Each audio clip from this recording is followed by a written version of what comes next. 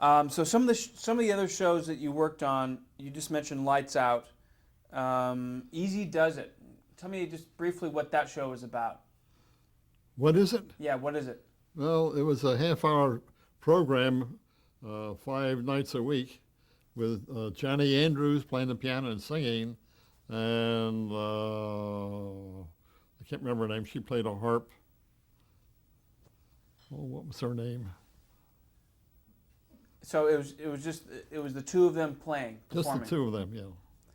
and that was a half-hour show. You said. Yes. Um, and you also worked on Your Hit Parade for NBC. You were a technical director for that. Yes. Tell me briefly what the format was of that show. Well, when it started, it was a very large orchestra on the stage of the International Theater. And isn't that awful? I can't remember the name of the guy that led it. Anyhow, it was a half-hour program. And being a music lover, we had to do a simulcast with radio. And it was my attitude that you ought to get the damn microphones off of the stage. I had too many mics. So I made a deal with the leader. What's his name? I got some plumbing material, and we put 44 BX mics on these pipes about this far off the floor, below the music stands. And isn't that awful? I can't think of his name. You're talking. You can't remember the band leader of Your Hit Yeah. Parade. Yeah, I know, but I've forgotten too. Anyhow, Doesn't matter. the gal singer really had a good voice. I don't remember her name either.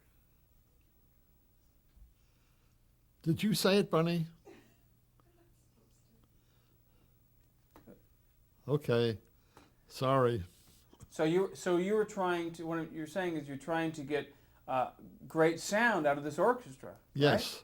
And still get usable pictures. Right. And so where was the orchestra in relationship to the stage? It was on the stage. It was on the stage. Yes, it was on the stage. So it was. It was a large orchestra. There was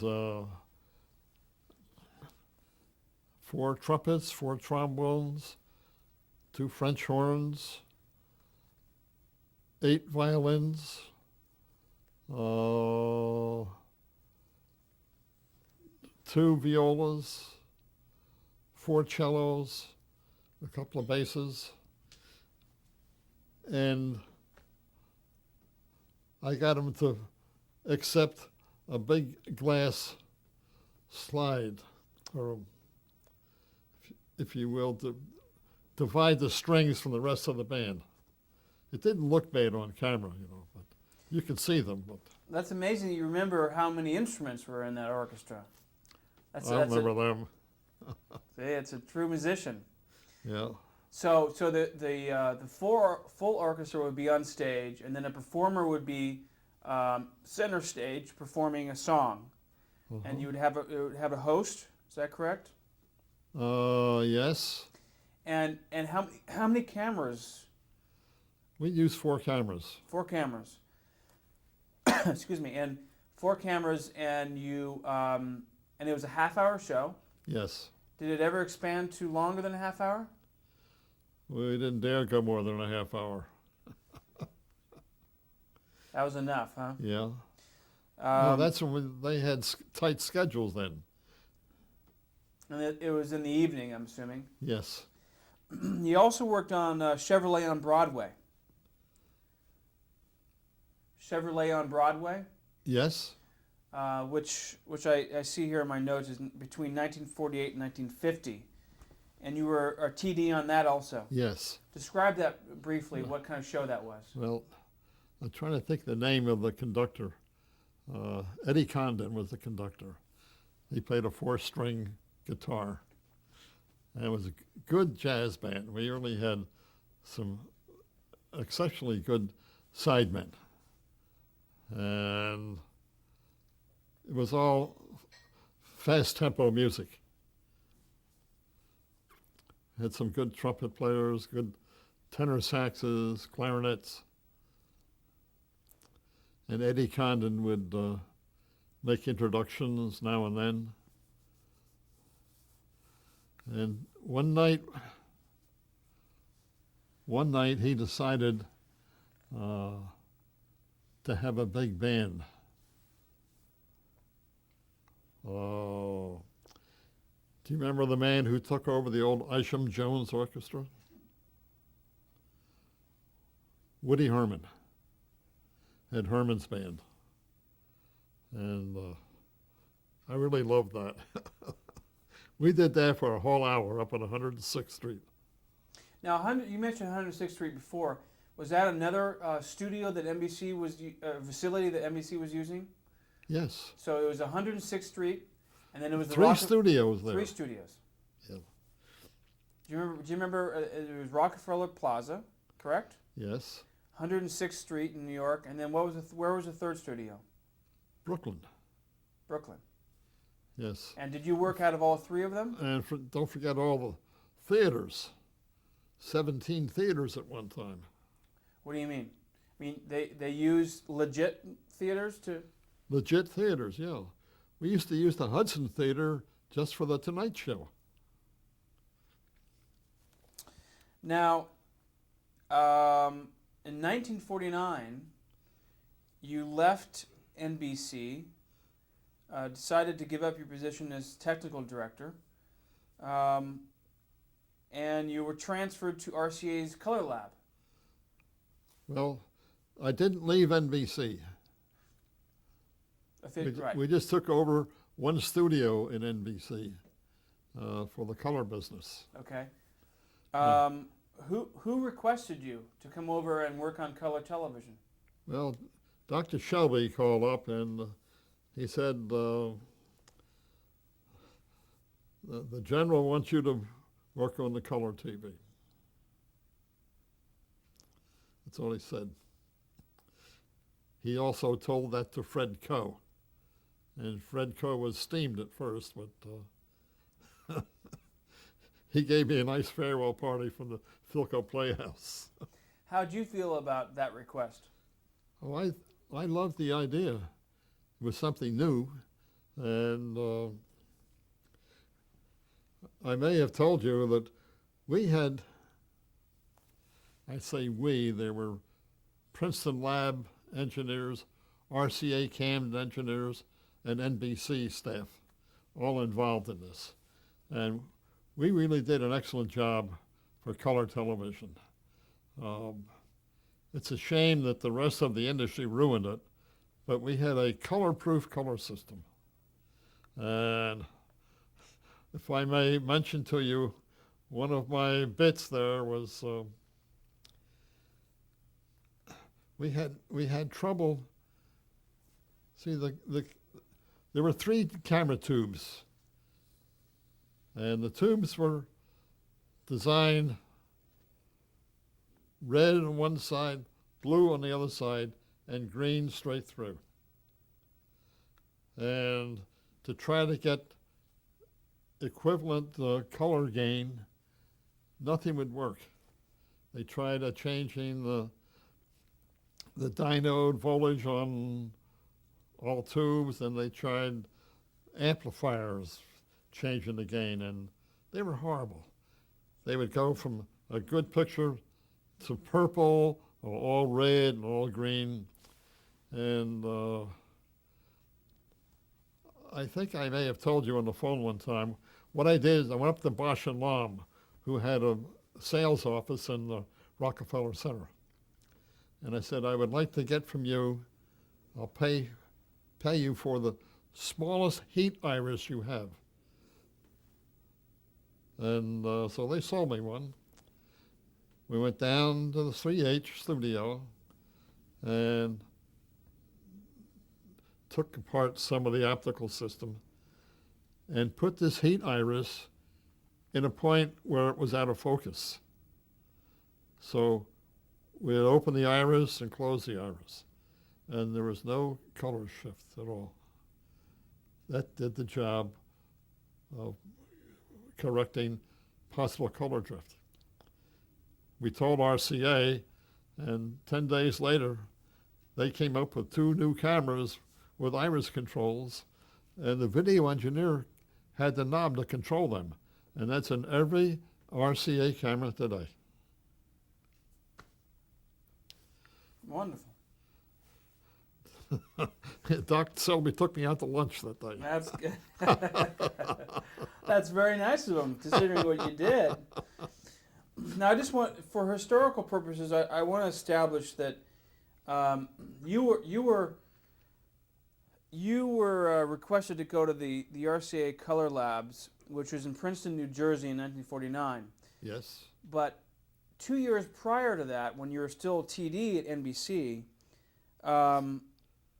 in 1947, specifically July 16th, RCA unveiled the world's first all-electronic color camera. And they unveiled that to the FCC. Now, in real basic terms, describe to me why that was significant, or more specifically, up to that point, it wasn't all electronic. It was partly mechanical and partly electronic. Yes. Describe what those first cameras were, where there was just partly mechanical and partly electronic. How did it work? Well, the half and half were developed by CBS Labs. So CBS had color cameras, a couple of years before we had any, but the color camera was comprised of a big disc that was rotated in front of the pickup tube. And this disc had the 6 pieces of colored glass information on it. And they would send out a sync signal to the receiver, and this would put the motor driving the color disc in the home receiver, put it in sync. So they thought it was pretty good, but there's an interesting thing here about it. Dumont decided to demonstrate their color receiver in Washington. And this was Dumont Laboratories, which was owned by Alan B. Dumont. Yes. They came into the area in Washington with a receiver with a big 24-inch tube, and the color disc was like 48 inches in diameter. And it spun around in the air. And the Congress stopped it and said, throw these guys out. They're trying to make fools of CBS. Well, sometime after that, they changed their mind, and the FCC approved partly the RCA system, although it was unfortunate that a number of receiving manufacturers decided they didn't want to have to pay royalties to RCA, so they had the call upon Dr. Loughran at Hazeltine Labs to come up with a simpler device for getting the color. So in essence, to make it all electronic and not Yes. have this rotating disc. Yes. So in basic terms, how was that accomplished? Well, they just changed the basic circuitry in the color plexer that RCA and MPC already had demonstrated. But the result was they never had the same color. You can see faces turn green to red, and in fact, you still see it today. I had a friend, I think I may have told you, Norman Thomas, who was the chief engineer for the BBC in London, who said that, NTSC is the thing that was brought about by all the set manufacturers in the United States. So we stayed with your original system, and we say that NTSC means never the same color. Well, we're stuck with it. That's what we have today. Well, since you mentioned NTSC, what does that really stand for? National Television Standards Committee. And that was the National Television, is it Standards or System Committee? I have System, but... It's just Standards Committee. So that was reformed in 1950. And was this was a group of engineers, correct? That initially started it, do you know? Not necessarily. It was... kind of a variety of people. They were a bunch of engineers were pushed into doing this because of the station owners and network owners. They didn't want to have to pay royalties to RCA for this system. So let me bring you back to 1949 then. And you were brought in, indirectly, David Sarnoff had requested you to come and work here in Princeton, New Jersey.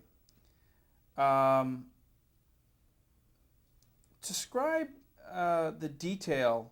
Describe the RCA's color system at the time and how you tested this color system. What were specific examples or experiments that you would do to test the color? Well, we devised an artificial color bar signal. We used that to test everything except the camera. All the intermediate amplifiers, monitors, and so on. And then we would do a similar thing with the cameras. Now, the part of the system that controls the color has been renamed the color plexer. And this had a lot of things in it, a lot of tubes and things. And we found that it was never necessary to put anything in the system to change a color. The color was absolute all the time. But because the FCC went along with all the station owners and Dr. Loughran's system, Sarnoff decided they'd spent enough money on color, or go ahead and use their system. Because the FCC had approved CBS's color, but not RCA's color. At that point, in 1950, at the beginning. No, they had already turned down the CBS system. That was mechanical electronic system. Oh, I see.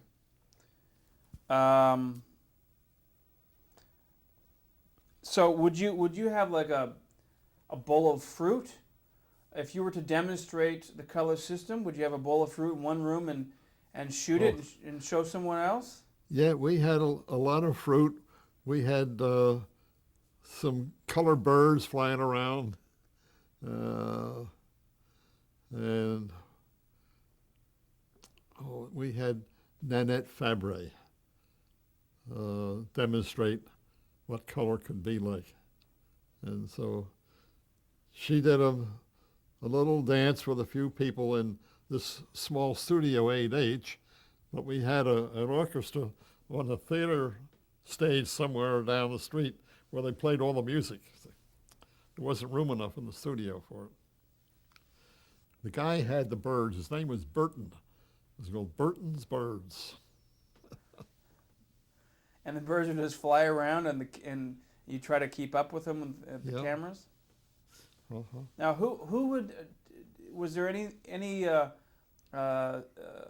celebrities or significant individuals that you had to demonstrate this color system for? You can recall? Well, we always try to demonstrate it to General Sarnoff.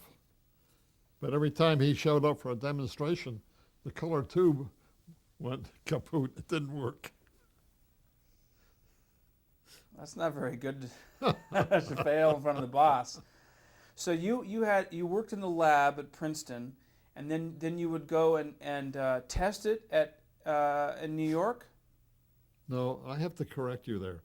I didn't work in Princeton. Ah. I only went there a couple of times Oh, I see. to see what they were doing and talk to their scientists. These were some crazy people. They told me that you have to put lights from the floor to the ceiling and maybe put a hole where you can peek a camera through, you know. And we can't do that. That'll never work on commercial television. And also, they insisted that we use what we call octal tubes, the little 8-pin tubes, about so big. And we had to settle the differences between Camden, who were designing the commercial camera, and the guys at RCA. Camden came along with using the small tubes, the little 7-pin tubes. And our original cameras were all tubes, you know. So I want to make sure that I understand. You went to the Princeton lab a few times, but where did you work out of? Were you still in New York? Yes. And so this was more supervising the development of color television. No, I was supervising what exactly the testing. The testing of it. Yes. So your main responsibility was supervising the testing of this new color system. So the scientists would work in Princeton, and then they would bring devices, cameras, the various system items, materials, to the Rockefeller Plaza or whatever studio that you were testing in, and then you would be there to take over. How often were they testing? I mean, was this a full-time job? Oh, yes. Because they were moving rapidly. The general wanted to really make it happen. Every day we were testing. As a matter of fact, one of the interesting things for me is that they shut down the transmitter at Empire State at 1 o'clock in the morning, then turn it back on at 2 o'clock in the morning, so the Princeton guys could see pictures. And my young daughter then was a subject that they televised. She had blue eyes, blonde as could be, which is one of the most difficult things to reproduce in a color system. And she'd sit there for at least an hour while they looked at her down in Princeton, then good night and take her home, put her to bed. You mean between 1 and 2 in the morning they would not broadcast to the public and would only send signals to Princeton. Is that sent by the tower on the Empire State Building? Yes. So it was a specific signal that was sent to a specific source. It was a complete color signal. Right. I was going to ask you, at this point, was anything aired? Was anything sent? Obviously, people had to have color sets to receive it. No. But was that the only time where you sent a color signal? Was to Princeton at that point? This was during the test period. Right. Yes. Okay.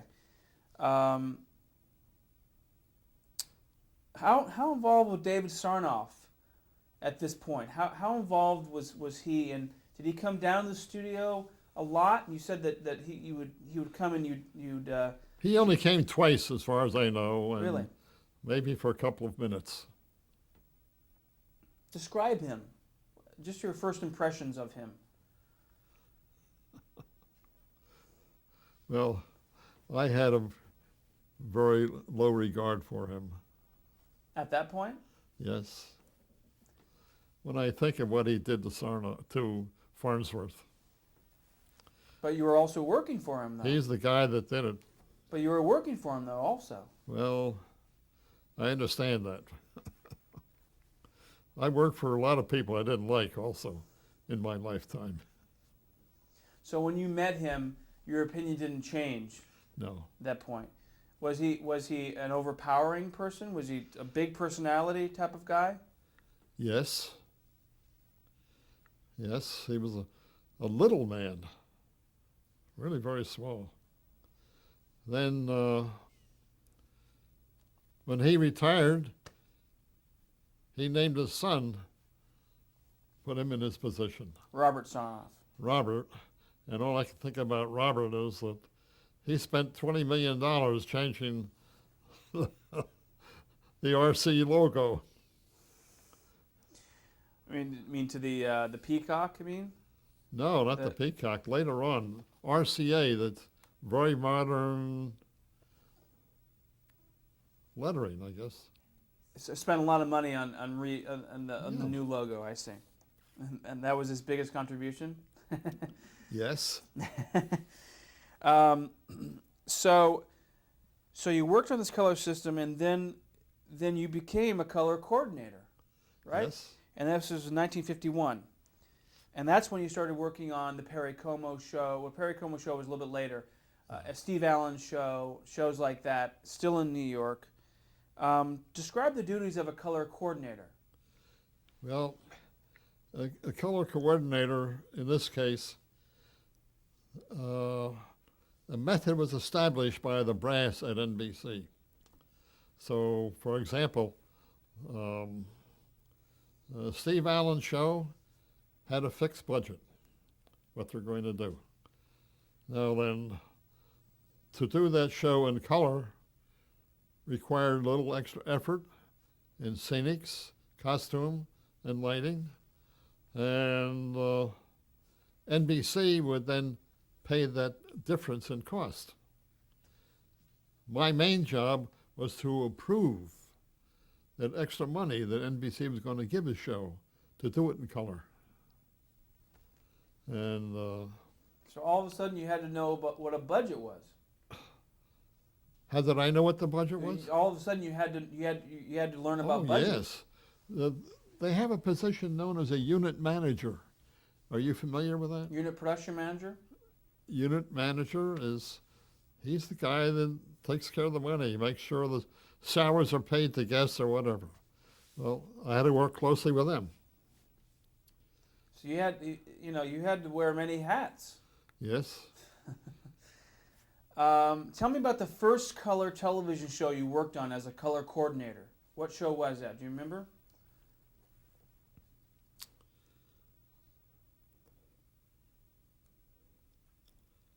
I think it was the Steve Allen show.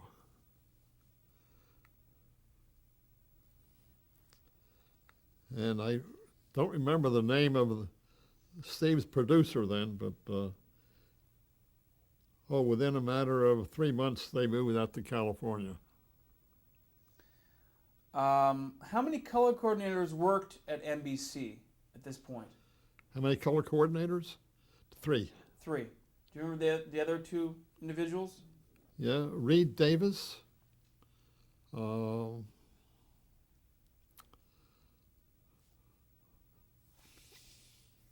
The guy who came from Technicolor.